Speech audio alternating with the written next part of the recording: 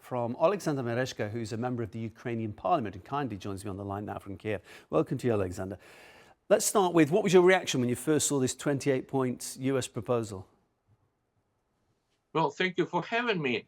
The problem is that this so-called peace proposal raises lots of issues to be answered. We don't know for sure what is the exact text, because this version, this text, which has been released in the mass media, we're not sure whether it's authentic or not. And we don't see any kind of official endorsement, either on the part of President Trump or on the part of Putin, that it's authentic text.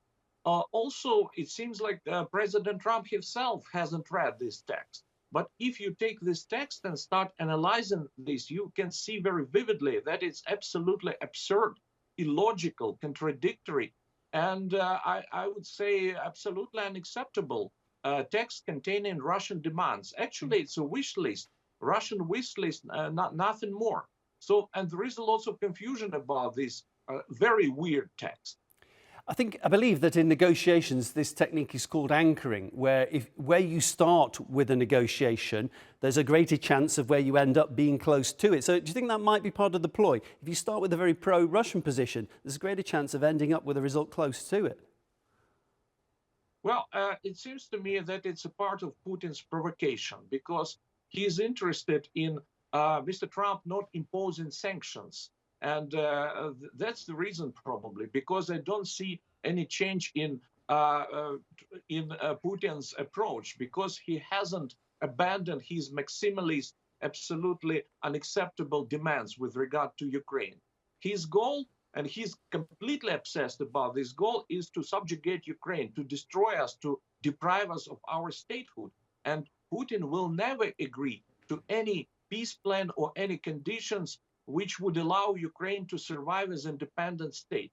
That's why I don't believe in any prospects of this peace plan or peace process.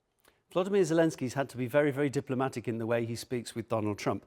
What do you think about Donald Trump's role in all of this? Because he gave Zelensky a deadline, quite a short one, for accepting this deal, belittled him in the White House. He said he doesn't have the cards in this conflict. And again, it was said just in the last few days, we're not hearing any thank yous, we're not hearing any gratitude from Ukraine. Do you think that Trump is favouring Russia?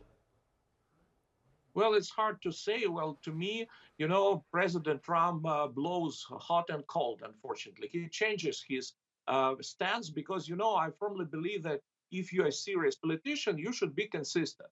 And let us just recall that first initial proposal by President Trump was about ceasefire, unconditional ceasefire, and Ukraine agreed to this unconditional ceasefire, whereas Russia rejected. And President Trump promised many times to impose serious sanctions upon Russia, but unfortunately he didn't comply with his own deadlines. So that's why I don't believe much in deadlines set by President Trump. It's very confusing, because one day he makes very absolutely correct statement with regard to Ukraine. He's starting to believe in our victory and possible defeat of Russia.